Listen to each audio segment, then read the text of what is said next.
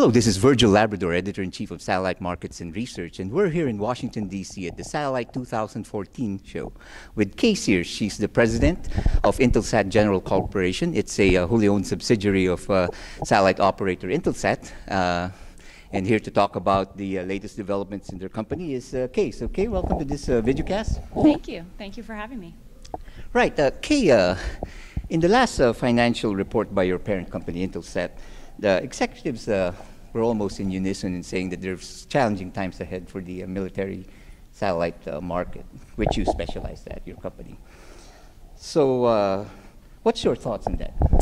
Well, as we expressed in our guidance, this is a more challenging market than we've seen in the government space, starting in the kind of second half of 2013 and then, of course, moving into 2014. The sequestration as well as the op tempo in Afghanistan has kind of slowed the government business, and we expect there to be kind of a new baseline for commercial SATCOM. So I think the guidance is correct. It's fair to call it a challenging market right now. And how are you going to cope with that challenging market? Well, I think we are in a great position long-term to really sustain our services. We have many core services that will remain committed to the commercial SATCOM business, and so we will have a core set of services that persist, and we'll look for the next growth opportunity. Right. Now, you know, there's always been a lot of complaints about the procurement process in the US DoD and such, and ITAR regulations. And I saw that in your newsletter, you penned an op-ed about, you know, certain policy changes. Could you enlighten us a bit in that? Well, actually, I think there's some really positive trends that we're seeing. And in 2013, we have a lot to be proud of. We highlighted the fact that we worked very hard for some new language in the National Defense Authorization Act that enabled some authorities or clarified some authorities that didn't exist. We still have more work to do, but there seems to be a really good trend and momentum building to clear the hurdles to allow the U.S. government and the military to leverage commercial and the solutions that we have coming, like the Intelsat Epic. Right. Can you be more specific? Like they contract services on a yearly, annual basis. That was one of the main beefs, right? Yes. So when we talk about having a little bit more work to do, there's really two other key authorities that we want to obtain for the DoD. One of those would be multi-year contracting. Right now, as you said, they buy year by year and fund that year by year, which really makes it hard for a company like Intelsat to invest. We need a long-term commitment in order to put the capital needed to build new satellites that are customized for the DoD. So long-term leasing would be one of them. The other that's really critical would be pre-committing. In other words, for the government to be at the table when we're planning a new satellite so that we can design coverage and power and the kinds of solutions and security that they might need in the future to use commercial. Right, right. Now, you're famous for your hosted payload program. Give us an update on that. So we actually have two hosted payloads flying today on our fleet. We have FAA WAS, which is an augmentation payload to the GPS, and that is doing quite well on Galaxy 15. That's been up and operating for many years now.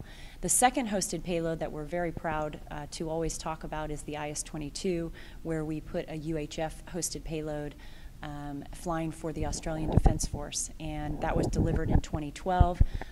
It was 29 months from the requirements phase through the launch. So a really rapid procurement, and the ADF is enjoying that capacity. Everything's working perfectly well, and they saved about $150 million going with the hosted payload solution over a free flyer or buying into the DoD constellation. Right. So is it what you expect at this point?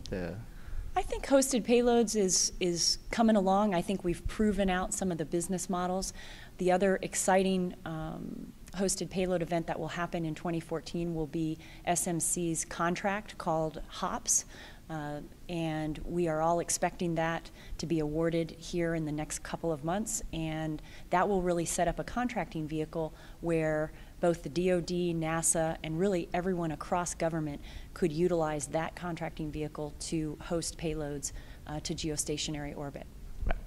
Well, finally, you cover the whole world, right? So you just mentioned some Australian hosted payloads. So, do you see the shift in the demand for military satellite communications in other emerging regions, like they keep talking about, pivot to Asia? Well, I would say that we, as the operations tempo kind of slows down in Afghanistan, we are seeing a shift into Africa. I think the African continent in total is going to be a pretty exciting place for the foreseeable future, so we will see activity in the Africa region. And we also are hearing about the Pacific pivot, and they are moving troops and certain kinds of assets into that region.